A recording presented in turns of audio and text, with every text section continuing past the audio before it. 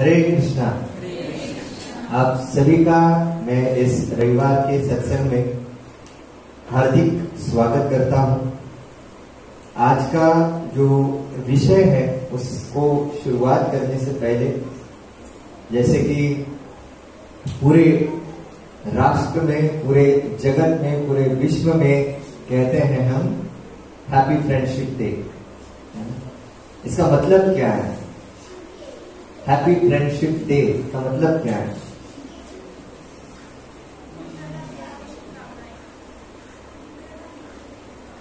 मित्रता दिवस की शुभकामनाएं, ये उसका अनुवाद हो गया है ना। तो ऑलरेडी पैम्पलेट में है हमारे हैप्पी फ्रेंडशिप डे, उसका हम अनुवाद करते हैं मित्रता दिवस की शुभकामनाएं। इन दोनों का, अंग्रेजी का और हिंदी का मतलब क्या है? अभी मराठी में मत बताइए। इसका मतलब क्या है? क्या समझते हैं हम जब हम अपने दोस्तों को मिलते हैं? पहले तो जब हम कॉलेज में थे, कुछ लड़कियां जो थी हर किसी के पीछे फ्रेंडशिप बेल्ट लेके घूमती थी, और कुछ दिन के बाद रक्षाबंधन मतलब पहले फ्रेंडशिप, उसके बाद रक्षाबंधन, पकड़ पकड़ के राखियां बांधती थी, है ना। तो जब हम अपने दोस्तों को मिलते हैं तो हम कहते हैं हैप्पी फ्रेंडशिप डे। इसका मतलब क्या समझते हैं आप? क्या बताएंगे? मतलब ये 1-to-1 सेशन होगा, मैं अकेला खुद नहीं बोलूंगा, उसके बाद जो मैं बोलूंगा वो बहुत महत्वपूर्ण है। क्या समझते हैं आप? जब नजदीकी कोई दोस्त मिलता है तो आप कहते हैं हैप्पी फ्रेंडशिप डे, क्यों कहते हैं आप? अच्छा, कितने यहाँ पर जो बैठे हुए हैं उनके फ्रेंड्स हैं? ये पहला सवाल है ना। फ्रेंड्स नहीं है तो किसको फ्रेंडशिप डे बोलेंगे? Happy friendship day. अच्छा, कभी किसी को बोला है? अभी पाया। क्यों बोला है? क्यों बोला है प्रभु? आपने बोला होगा, क्यों बोला? जो हमारे जो संबंध हैं मित्रता के, उसको एक सेलिब्रेट करने के लिए हम उनसे हमारा जो दिल, मतलब कनेक्शन है, हार्ट टू हार्ट कनेक्शन, इसको जाहिर करते हैं। ओके, मतलब जिस प्रकार से हम कहते हैं ना happy friendship day, happy mother's day, happy father's day, बहुत सारे डेज होते हैं। ये क्यों ऐसा है कि साल भर में हम हर दिन के लिए क्यों नहीं होता है हैप्पी फ्रेंडशिप डे, है ना? जैसे हैप्पी बर्थडे तो साल में एक बार होता है, लेकिन हैप्पी फ्रेंडशिप डे तो हर दिन होना चाहिए, है ना। तभी हम उसको फ्रेंडशिप बेल्ट बांधेंगे क्या, और कुछ देर के लिए होता है वो फ्रेंडशिप बेल्ट, और ज्यादा ही गहरी दोस्ती है तो अगले साल वो निकालते हैं, दूसरा बेल्ट आएगा तब, है ना। उस प्रकार से दोस्ती होती है। तो हर किसी के जीवन में दोस्त आवश्यक होता है। अब आपने बोला, आपने अपने दोस्तों को बोला हैप्पी फ्रेंडशिप डे, मित्रता दिवस की शुभकामनाएं।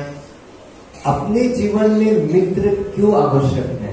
आजकल के जीवन में ये बहुत जरूरी हो गया है। जैसे बेटा 5 साल की उम्र का होता है, उसके बाद जब वो स्कूल में पहुंचता है, 5th स्टैंडर्ड में जाता है, 5th to 10th स्टैंडर्ड, और 10th स्टैंडर्ड से लेके आगे जितना उसका दौर होता है, वो माँ बाप से ज्यादा, टीचर से ज्यादा वो अपने दोस्तों के साथ जो कुछ भी मन में है वो शेयर करता है। हाल ही में मैं 11वीं और 12वीं के बच्चों को जब भी पढ़ाता हूँ, उनको पूछता हूँ कितने लोग, कितने बच्चे जो है वो घर जाकर अपने माँ बाप से बातचीत करते हैं। मतलब जो कुछ भी पढ़ाया हो, जो कुछ भी सिखाया हो, किसी ने अगर डांटा हो, किसी ने कुछ बोला हो, तो कितने लोग घर जाके अपने माँ बाप को बताते हैं? तो हार्डली एक 7-8 बच्चों ने हाथ ऊपर किया। दूसरे बच्चों ने उनको पूछा ऐसा क्यों, आप घर जाके बातचीत नहीं करते? सर, माँ बाप घर पर होंगे तब बातचीत करेंगे ना, है ना। माँ बाप जब घर पर होंगे तब जाकर हम उनसे बातचीत करेंगे, नहीं तो हम किससे बातचीत करेंगे, है ना। तो आजकल जो जरूरी है वो माँ बाप का या अभी और किसी का, वो है समय। This is very important. जब आप अपने दोस्तों को समय देते हो, ये बॉयफ्रेंड गर्लफ्रेंड क्यों होते हैं? जब माता पिता अपने बच्चों को ज्यादा समय नहीं देते हैं, या फिर एक लड़की को लगता है कि ये जो व्यक्ति है वो ज्यादा मुझे समझता है, एक लड़के को लगता है ये लड़की मुझे ज्यादा समझती है, अट्रैक्शन अपार्ट अलग बात है, लेकिन मेरी मन की बात वो समझता है, मुझे समझता है, लेकिन मेरे बाबा मुझे नहीं समझ रहे हैं, हर बात पर हर चीज पर टोकते रहते हैं।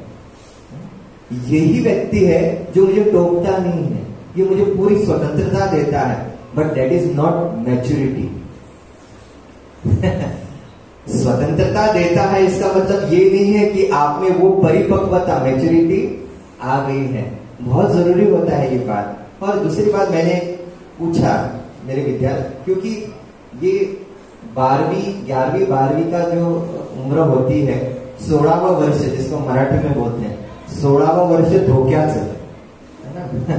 कभी पटरी से गिर जाए और एक्सीडेंट हो जाए, मतलब रोड पर नहीं, रोड पर अलग बात है, आंखों ही आंखों में एक्सीडेंट होते हैं। तो ये एक्सीडेंट होना, मैं बहुत बार बच्चों को पूछता हूं कि अगर आपको ऐसा लगे कि एक लड़की मुझे अच्छी लगती है या एक लड़का मुझे अच्छा लगता है, क्या ये बात अपने पेरेंट्स को बोलते हैं क्या? मेरी बात समझ में आ रही है? अगर ऐसा आपको लगे और आप अपने माँ बाप से बातचीत की है, माँ बाप, मुझे बहुत बार बच्चे बोलते हैं, सर अगर हमने ये बताया, it's depends on the parents reaction. मम्मा मुझे एक लड़का पसंद है, समझना बहुत जरूरी है ना। एक कान के नीचे दे जब क्या बोलेंगे हम, अगली बार बच्चा आएगा क्या बोलने के लिए? It's natural, it's quite natural.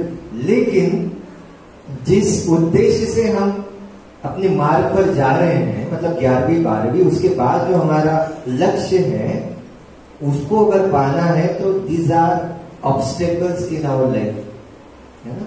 इसलिए दोस्त, मतलब माँ बाप जैसे जैसे अपने बच्चों को सामने बड़े होता देखता है, कब इतना सा था, कब मेरे कंधों तक आएगा, कब आपसे ऊपर हो जाएगा, आपको पता भी नहीं चलेगा।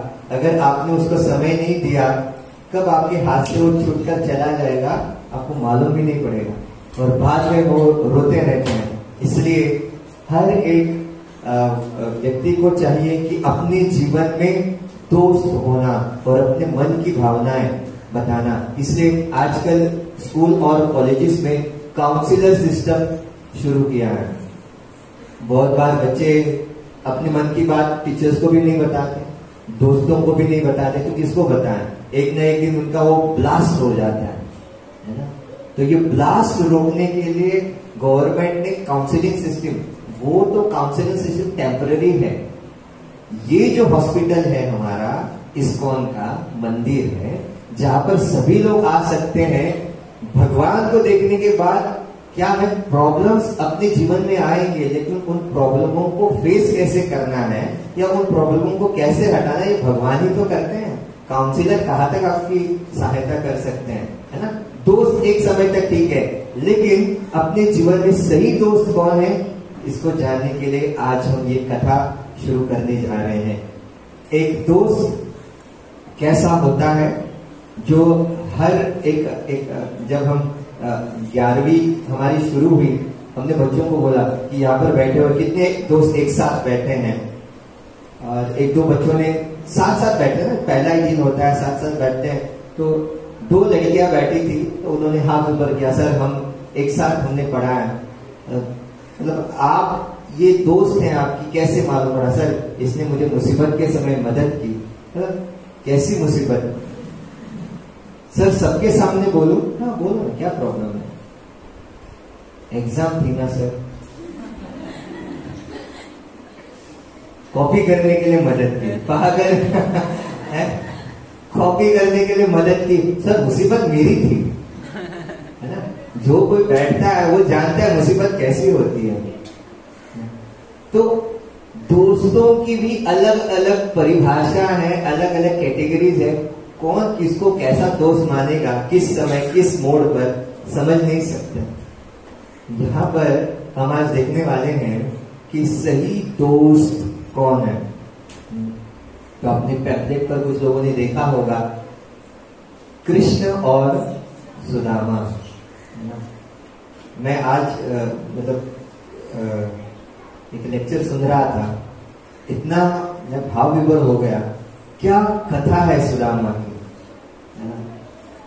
कृष्ण और बलराम रथ में जा रहे थे गुरुकुल सांदीपनी ऋषि के आश्रम में, और बीच सड़क पर एक बालक जिसके कपड़े जो फटे पुराने थे और उसके पैरों में कांटा चुभा हुआ था। कृष्ण नीचे उतरे और कहने लगे, क्या मैं आपकी सहायता कर सकता हूँ। स्वयं कृष्ण इस छोटे ब्राह्मण पुत्र को पूछ रहे हैं, है ना, कि क्या मैं आपकी मदद कर सकता हूँ। बोला नहीं, मैं निकाल रहा हूँ, मेरे पैर में एक कांटा चुभ गया है, वो मैं निकाल रहा हूँ। कृष्ण मन ही मन कह रहे हैं, मैं यहाँ पे इस धरती पर अवतरित हुआ हूँ हर एक के जीवन के सुख और दुख के कांटे से निकालकर आपको फिर से गोलोक धाम भेजने के लिए, और ये कांटा क्या चीज है ना।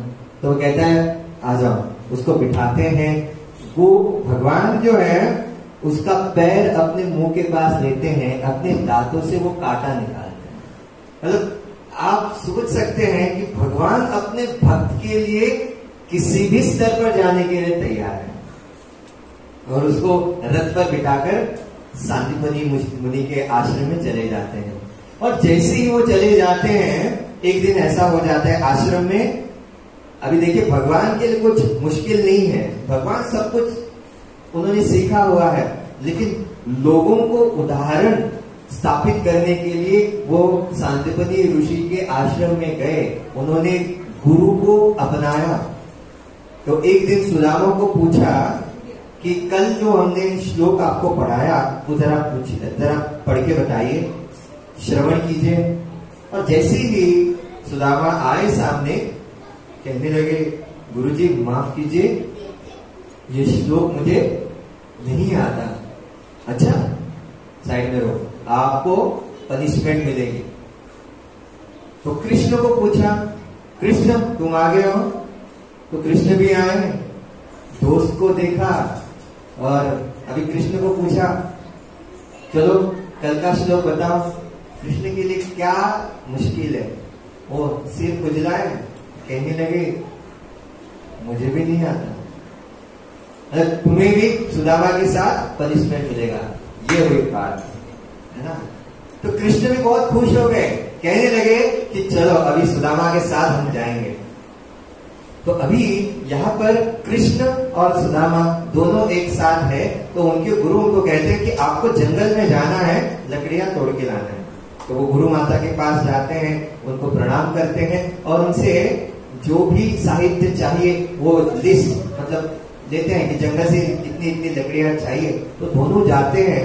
देखिए, भगवान भी एक ऐसे माहौल खड़ा करते हैं अपने जीवन में, आपको पता भी नहीं चलता। बहुत बार ऐसा लगता है कि मेरे जीवन में ये जो हो रहा है ये होना नहीं चाहिए, और वही सुदामा के साथ हुआ। जाते जाते चने साथ में थे, तो कृष्ण कहने लगे कि ये चने जो है मेरे पास कहाँ रखूंगा, तुम्हारे पास ही रखो। तो वहां पर एक पेड़ के पास गए, जो पेड़ सूखा हुआ था, और वहां पर खड़े होकर कृष्ण कहने लगे, चलो हम ऊपर चढ़ते हैं। तो सुदामा बोलने लगे, ग्वाले हो ना, नीचे रहो। ऊपर से नीचे गिरे, हैंड फ्रैक्चर हुआ, पैर फ्रैक्चर हुआ, तो खाली पीढ़ी प्रॉब्लम हो जाएगी। तो यहाँ पर कृष्ण कहने लगे, गोकुल में हमने क्या किया। गोकुल में हमने तो यही काम किया, किसी के घर पे चढ़े, किसी के घर में घुसे, मटकियां तोड़ी, माखन चुराया, ये तो हमारे बाएं हाथ का खेल है। तो अब यहाँ ये पेड़ पर चढ़ते हैं और लकड़ियां तोड़ने के लिए। जैसे लकड़ियां तोड़ रहे थे, इतने में पूरा कोहरा छा जाता है। कोहरा मतलब जानते हो?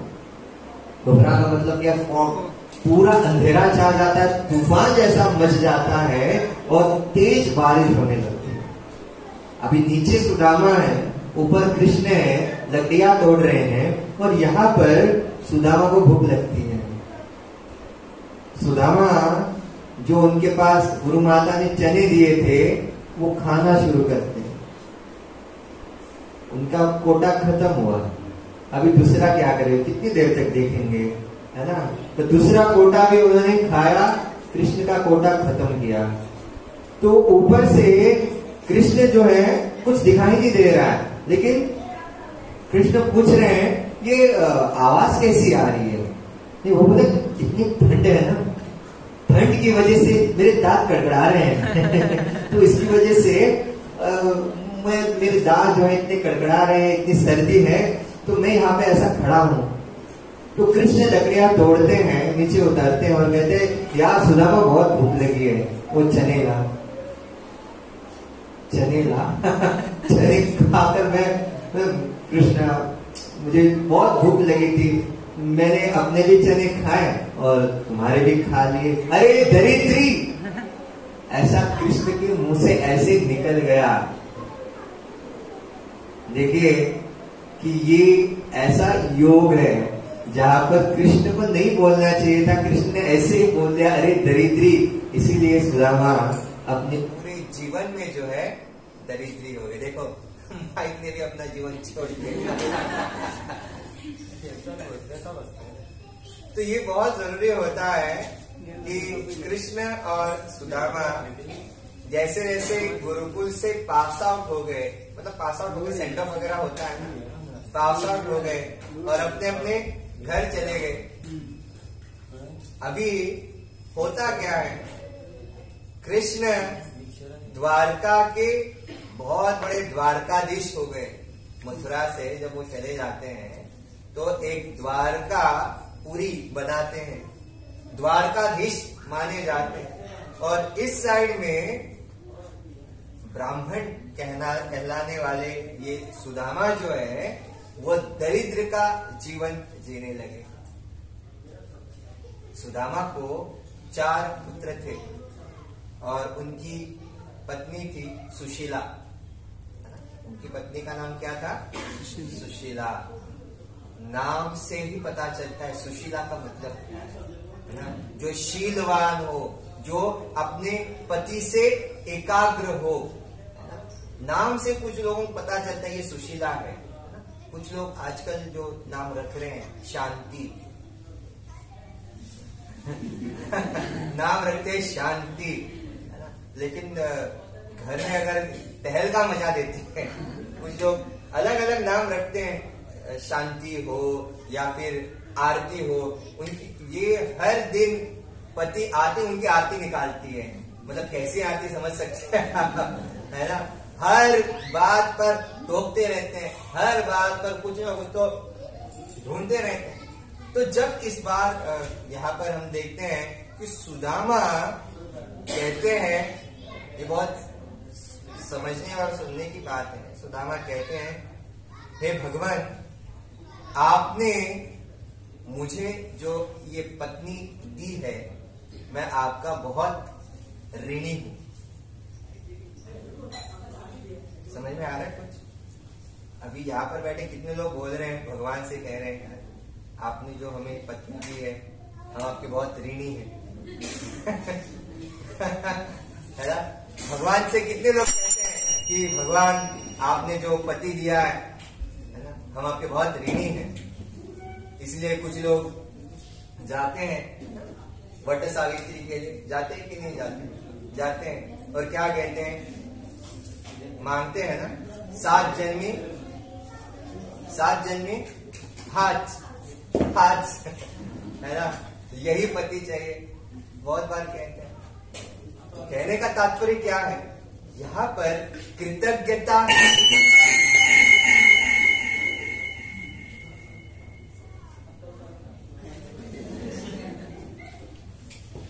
हरे कृष्ण हरे कृष्ण हरे हरे हरे कृष्ण।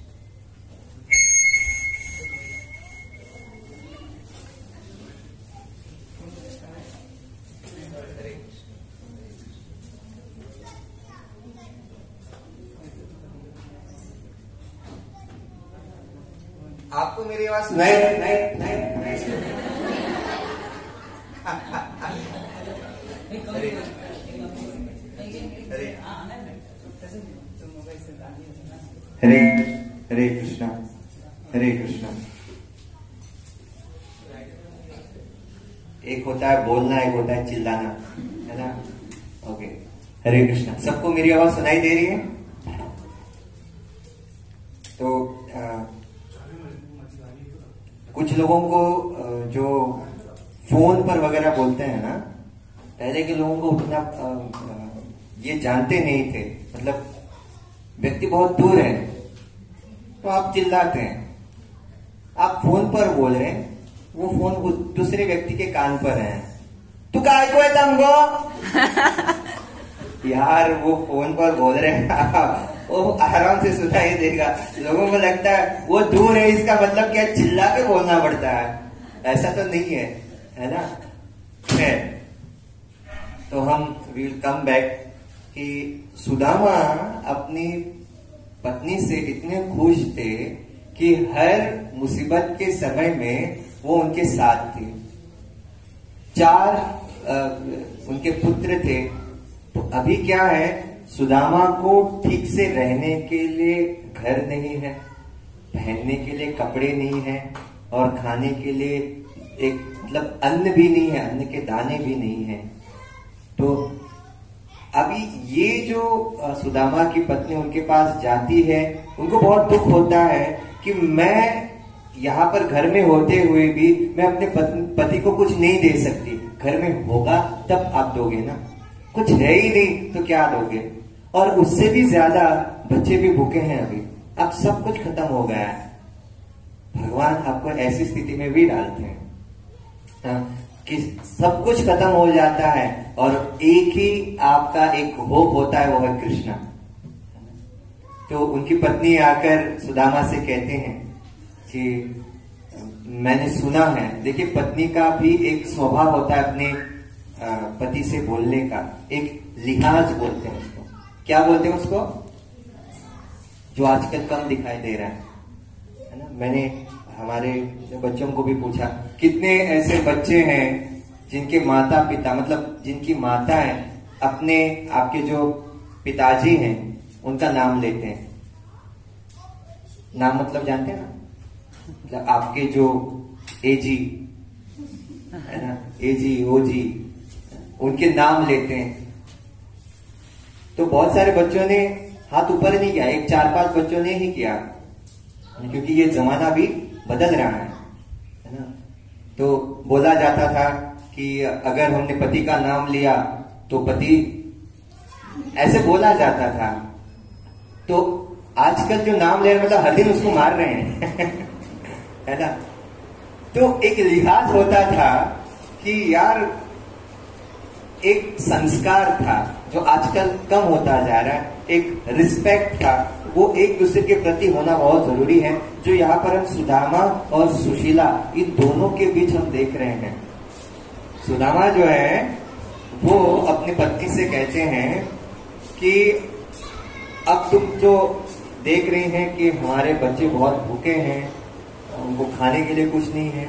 तो पत्नी कहती है कि मैंने सुना है कि आपके मित्र हैं कृष्णा, द्वारकाधीश हैं, बहुत बड़े राजा हैं, आप जाइए और क्या कीजिए, आप मैं कहती हूँ उनसे मांगिए मत, क्योंकि सुदामा एक ऐसा ब्राह्मण था कि वो मोड़नार पण वाकनार नहीं। समझ में आ रहा है? ब्राह्मण ऐसे होते हैं, है ना? मोड़नार पण वाकनार नहीं मतलब क्या? वो जाएंगे लेकिन हाथ नहीं फैलाएंगे।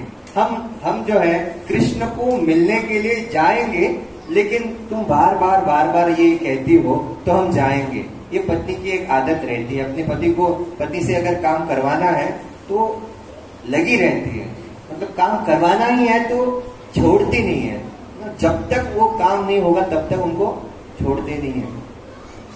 तो सुशीला जो है वो सुदामा जी को प्रार्थना करती है, विनती करती है, मेरे लिए नहीं, आपके लिए नहीं, इन बच्चों के लिए तो चाहिए, मुझे इनको बिलबिलाते हुए मैं नहीं देख सकती। तो अब यहाँ पर उनकी ऐसी स्थिति है, घर में कुछ है ही नहीं है। तो सुदामा बोलते हैं कि ठीक है, तो मैं जाता हूँ द्वारकाधीश को मिलने के लिए, मैं उनको मिलने जाऊंगा, लेकिन उनके सामने हाथ फैलाकर भीख नहीं मांगूंगा। ठीक है, तो कहते हैं दोस्त को मिलने जा रहा हूं तो कुछ तो लेके जाना चाहिए। तो पत्नी कहती है रुके, मैं जरा पड़ोसी के पास जाकर आती हूँ। तो पड़ोसी के पास जाती है और कहती है कि थोड़े बहुत पोहे हैं तो मुझे दीजिएगा, घर में कुछ है ही नहीं। तो वो कहती है पहले जो दिया था ना उसका हिसाब करो पहले।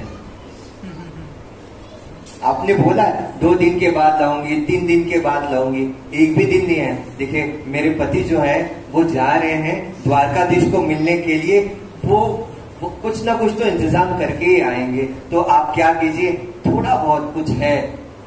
तो उन्होंने क्या किया, पहले के जो पोहा था वो निकाला और उनको दे दिया, चले जाओ यहाँ से। और वो आती है, अभी इसको दे कैसे, तो उन्होंने घर में जो फटा पुराना कपड़ा था उसको कैसे तो कैसे उसमें डाल दिया और सुदामा को दे दिया।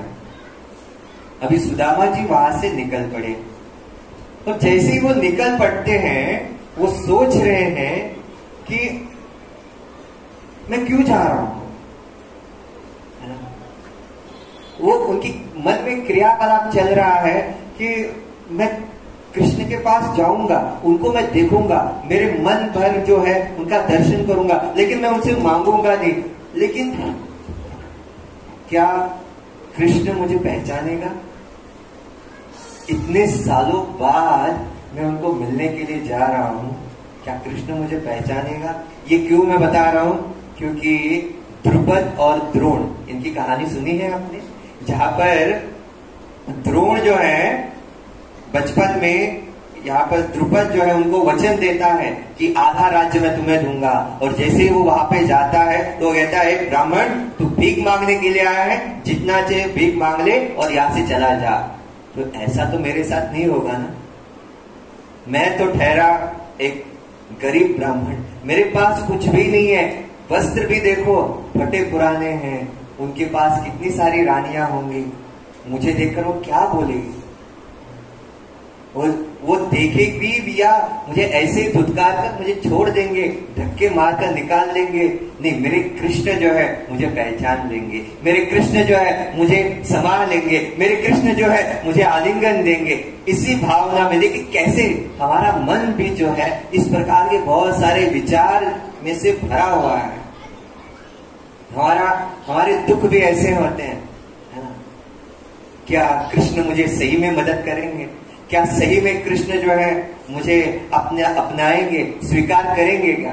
तो इसी मनस्थिति में सुदामा जो है वो चले गए, और जैसे वो देखते हैं द्वारकापुरी, जहां पर बहुत बड़ी सोने की जैसी द्वारकापुरी थी, और वहां पर द्वारपाल थे, और जैसे वो वहां पर चले जाते हैं फटे पुराने वस्त्रों को देखकर, और जिस प्रकार से कितने दिनों तक सुदामा ने खाना नहीं खाया था, उनका शरीर जो है बहुत पतला हो चुका, उनकी रीढ़ की हड्डियां दिख रही थी, जस्ट इमेजिन कीजिए। और ऐसा बताया जाता है जितने रास्तों से, कठिन रास्तों से वो आए थे, उनके पैरों में कंकर लगे हुए थे, हर ऐसी एक भी जगह नहीं थी उनके पैरों में जहां पर कांटे नहीं लगे हुए थे। उन्हीं कांटे लगे हुए पैरों को लेकर वो वहां पर पहुंचते हैं और कहते हैं कि आप जरा जाकर कृष्ण से कहिए कि एक ब्राह्मण आया है। तो पहले तो उनके द्वारपाल उनको देखते हैं, मजाक उड़ाते हैं, अरे तू कौन होता है, और कृष्ण को अपना दोस्त मानता है। ऐसे कितने हजारों यहाँ पे ब्राह्मण आते हैं, भीख मांगकर चले जाते हैं, जितनी भीख चाहिए ले लो और चले जाओ यहाँ से। तो सुदामा कहते हैं देखो मैं तो कृष्ण के दर्शन किए बगैर यहाँ से नहीं जाने वाला, आप चाहो रहो या फिर कुछ भी हो जाए। तो सुदामा कहते हैं मैं अंतिम सांस तक यहाँ पे रहूंगा, मैं जानता हूं कृष्ण नहीं आएंगे, क्योंकि कृष्ण कहाँ है और मैं यहाँ पर द्वार पे खड़ा हूं। केवल अगर मेरा प्राण चला जाए ना, मैंने अगर शरीर छोड़ा ना, केवल इतना बता दो कि उनके दोस्त सुदामा, ये जो मरा पड़ा है वो उनका दोस्त है। तो जिस प्रकार से सुदामा बातचीत कर रहे थे, मतलब भाव विभोर करने वाला वो सीन था। वो कहने लगे कि बचपन में कृष्ण ने जो चने खाए हुए थे मेरे साथ, वो सब कुछ बातें उनको बताते थे और उनको कहते हैं ये सारी बातें कृष्ण को बताओ, क्योंकि मैं तब तक नहीं रहूंगा। तो उन द्वारपालों में से एक जो द्वारपाल था उसको दया आई। उसने सोचा चलो वो कह रहा है ना, हम बताएंगे भगवान को कि उनका एक दोस्त आया है। तो वो चला जाता है और ऐसे अंतःपुर में चले जाते हैं। अंतःपुर का मतलब होता है जहां पर बहुत सारी रानियां वहां पर कृष्ण की सेवा कर रही थी। और एक कोई झाड़ू मतलब ये वहां पर झाड़ू करके साफ कर रहा था, कृष्ण को जो है वो चामर लगा रहा था, कृष्ण को जो है खाने के लिए दे रहे थे। और वहां पर ये द्वारपाल आता है और कहते हैं कि बाहर एक कोई तो ब्राह्मण आया है जो कहता है वो आपका दोस्त है। तो यहाँ पर वो कहता है कि कौन दोस्त आया है, और सब जो है स्तब्ध है, सब जो है कृष्ण को देख रहे हैं। और यहाँ पर वो द्वारपाल जो है वो कृष्ण से कहते हैं, उन्होंने कहा है कि सुदामा आया है। जैसे ही वो सुदामा बोलते हैं, कृष्ण जो है वो सारी रानियों को वहीं पर छोड़ते हैं और वहां पर दौड़ के चले आते हैं और कहते हैं सुदामा सुदामा सुदामा। इस प्रकार से वो इतने भाव विभोर हो जाते हैं। और सारी रानियां भी देख रही हैं कि कभी हमारे द्वारकाधीश ऐसे पागल नहीं हुए। ऐसी स्थिति में वहां पर वो जो द्वारपाल वहां पर खड़े हुए थे वो भी देख रहे हैं, कभी भी द्वारकाधीश इस रास्ते पे नहीं आए। वो आते हैं और सुदामा को इस प्रकार से आलिंगन लगाते हैं और कहते हैं सुदामा इतने सालों से तुम कहां थे, क्या कर रहे थे, तुमने बहुत देर कर दी। और ये क्या है, ये क्या है तुम्हारी हालत, तुम्हारी हालत मुझसे देखी नहीं जा रही है सुदामा। और इस प्रकार से उसको आलिंगन दे रहे हैं। कृष्ण भी रो रहे हैं और सुदामा भी रो रहे हैं। कृष्णा मैं भी आपको मिलना चाहता था। अब दोनों पैरों में इतने कांटे लगे हुए हैं, चलने तक भी इतनी ताकत नहीं है। भगवान खुद सुदामा को उठाते हैं और अपने महल में लेके जाते हैं। और जैसे ही वो उसको महल में लेके आते हैं, अपने सोने की गद्दी पर बिठाते हैं और अपनी सारी रानियों को बुलाते हैं और जाओ कहते हैं, और वो जो पानी है वो लेके आओ, शुद्ध अमृत से जो है इनके पैरों को हम धोएंगे। कृष्ण जो है उनके पैरों को इस प्रकार से धोते हैं, एक एक कांटा उनके पैरों में भी चुभा है। वो बहुत ही मृदुलता से, बहुत ही धीमी गति से वो निकालते हैं। कृष्ण पानी तो ले रहे हैं, लेकिन पानी से ज्यादा आंसुओं से जो है वो सुदामा के पैर धो रहे हैं। आप सोच भी नहीं सकते इस प्रकार की उनकी दोस्ती है। क्या कोई ऐसा दोस्त हो सकता है जहां पर एक राजा है वो अपने पद को भूल रहा है और अपने दोस्त के लिए बाहर दौड़ा चला आता है और उसको उठाकर अपने राज सिंहासन, राजगद्दी पर बिठाता है। ऐसा कोई दोस्त बहुत कम देखा होगा, मतलब देखा ही नहीं होगा, क्योंकि भगवान कृष्ण की तरह दोस्त कोई हो ही नहीं सकता। अब जैसे ये हो जाता है तो वो जो पानी रहता है वो अभी चरणामृत हो गया। भक्त जो है उनके पैरों को धो लिया गया और उसके पानी को, उस चरणामृत को भगवान स्वयं पीते हैं। इतना ही नहीं, अपनी सारी रानियों को भी वो दे देते हैं और कहते हैं ये चरणामृत लो, देखो मेरे दोस्त का है, लो शुद्ध हो जाओ अपने आप को। है ना, अपने आप को जो बहुत बड़ी बड़ी रानियां मानती हो ना, इसका चरणामृत लो आप। तो जो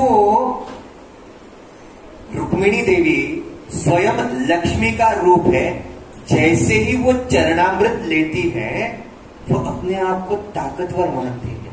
क्यों? भक्त का जो चरण रेणु भी होता है और कोई अपने माथे पर लगाता भी है, वो पावन हो जाता है। तो यहां पर सुदामा का जिस प्रकार से आदरातिथ्य हो रहा था, अभी यहाँ पर कि माहौल थोड़ा बहुत एक बहुत इमोशनल हो गया था। तो वहां पर कृष्ण देखते कहते हैं, सुदामा भाभी कैसी है? तुमने मुझे शादी के लिए नहीं बुलाया, तुम्हारी शादी हो गई है, तुमने मुझे नहीं बुलाया। तो सुदामा बोलते हैं, मैंने शादी में नहीं बुलाया, मेरा तो एक बार ठीक है। आपने 16,108 पत्नियां की, एक बार भी बुलाते है ना, एक बार भी नहीं बुलाया आपने, एक बार तो बुलाते। तो कृष्ण कहता है ठीक है चलता है ना। तो इस प्रकार से हंसी मजाक होता गया होता गया होता गया। अब कितने दिन हम यहाँ पर रहेंगे, सुदामा सोच रहा है। और एक दिन वहां पर सुदामा जो बैठे हैं वो सोच रहे हैं, मैं तो खाली हाथ नहीं आया हूं, देना है ना। इतने बड़े महल में रहने वाला ये द्वारकाधीश, पंच पकवान है, 56 भोग है, ये जो मैंने लाया है वो क्या वो स्वीकार करेंगे? कृष्ण सबके हृदय में है। ये भाप लिया और सुदामा को पूछा, तुम कुछ छिपा तो नहीं रहे हो? मेरे पास क्या है छिपाने के लिए, मेरे पास कुछ भी नहीं है।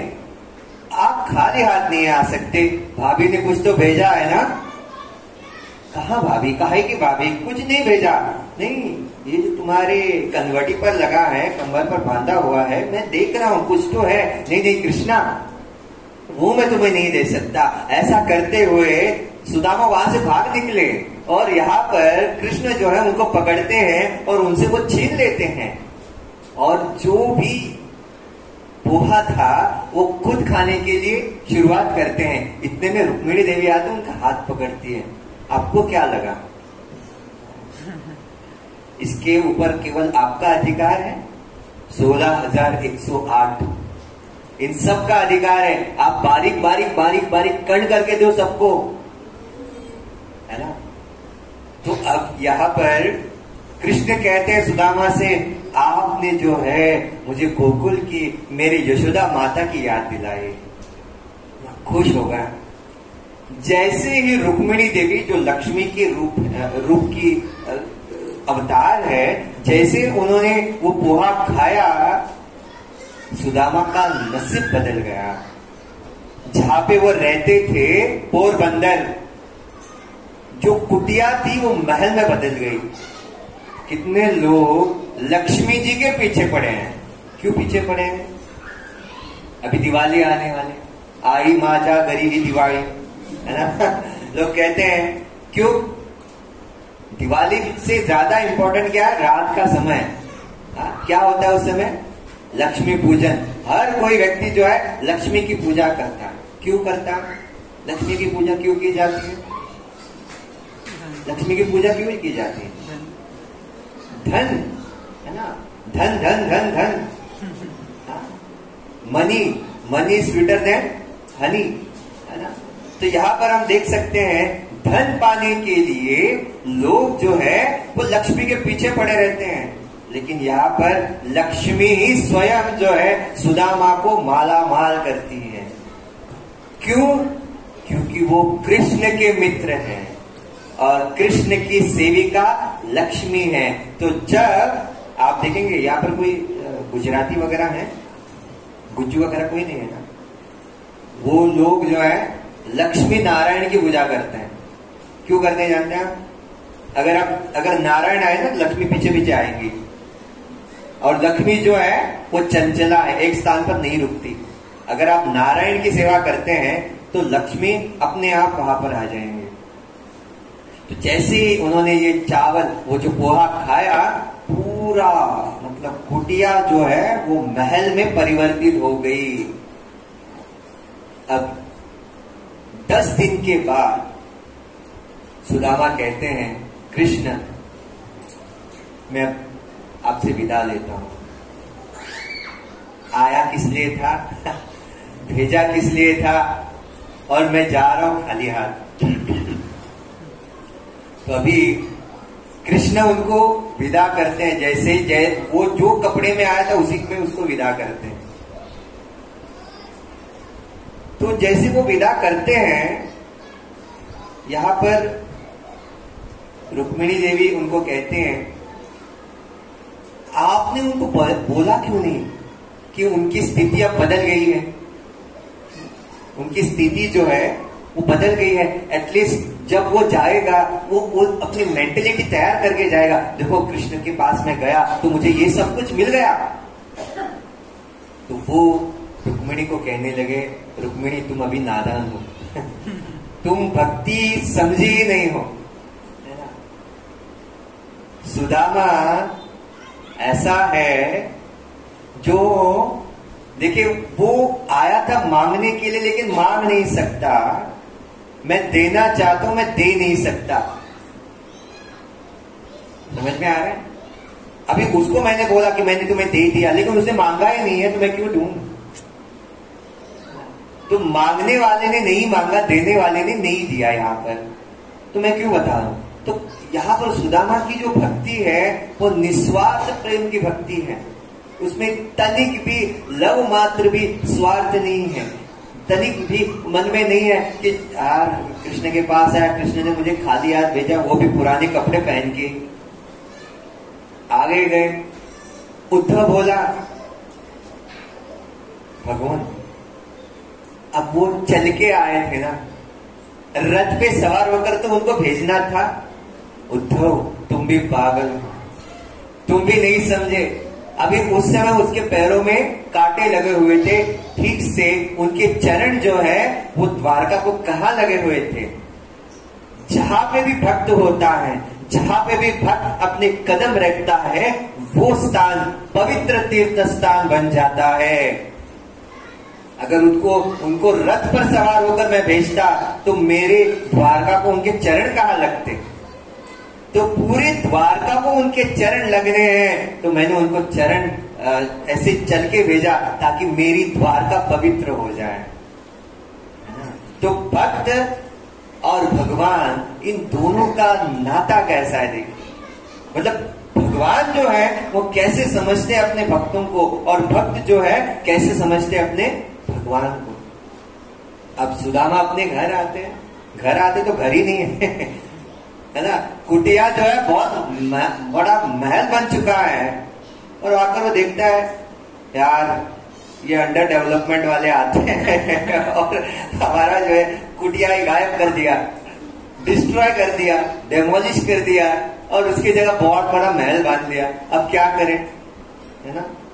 तो ऐसे ऊपर देखा तो तीसरे मंजिले से उनकी पत्नी सज धज के उनको बुला रही है, यहां आ जाओ और सुदामा देख रहे ये कौन बुला रहे हैं। कभी इस रूप में, इस अवतार में उन्होंने अपनी सुशीला पत्नी को देखा नहीं है, तो बारीकी से देखा, अरे ये तो मेरी पत्नी सुशीला है, तो उन्होंने उनको घर बुलाया।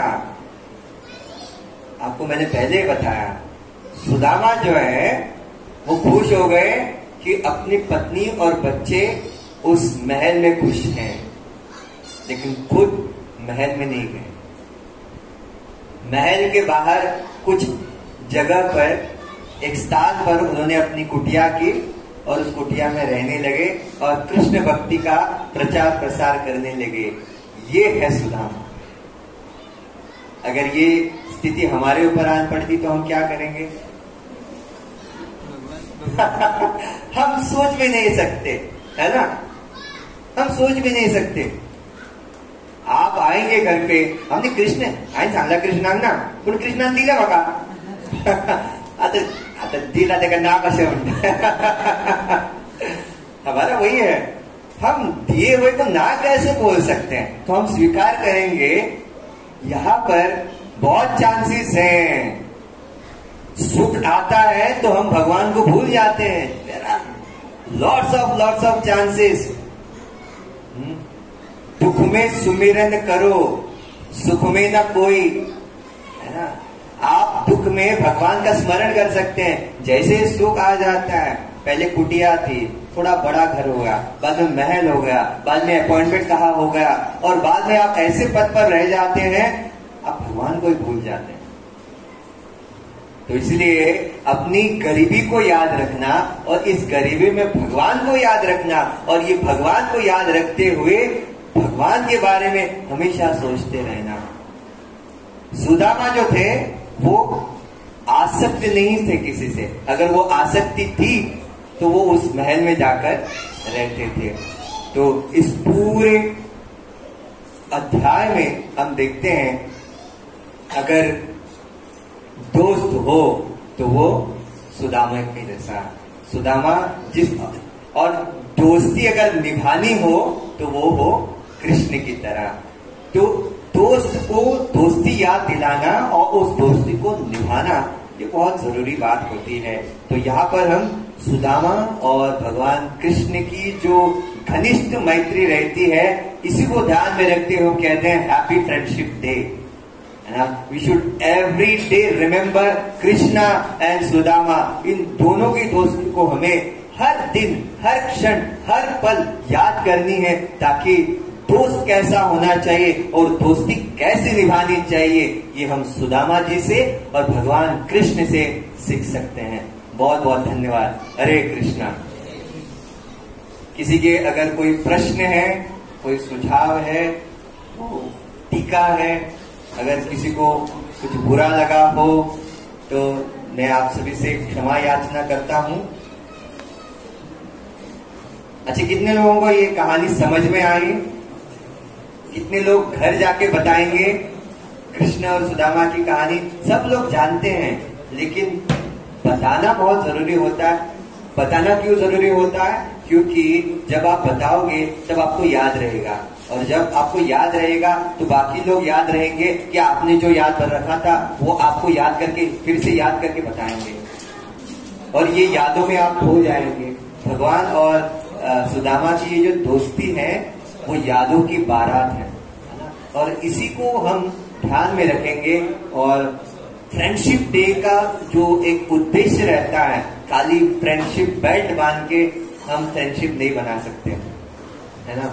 तो जो मुसीबत में होता है, देखिए दोस्त एक समय तक, मतलब आपके जो भौतिकवादी दोस्त हैं वो एक समय तक आपकी दोस्ती निभाएंगे. माता पिता भी एक समय तक रहेंगे. आप अकेले हो, जहां पे कोई नहीं है, वहां पर कौन होगा आपके साथ? समझ में आ रहा है? वहां पर केवल एक ही होगा, जो भगवान कृष्ण आपके सदैव, जो आपके हृदय में रहते हैं. आप सोच सकते हैं कि मिरेकल्स जो है भगवान ही कर सकते हैं, और you have to have full faith on Krishna. Krishna कुछ भी कर सकते हैं. You have to see the hand of Krishna in each and every situation of our life, है ना.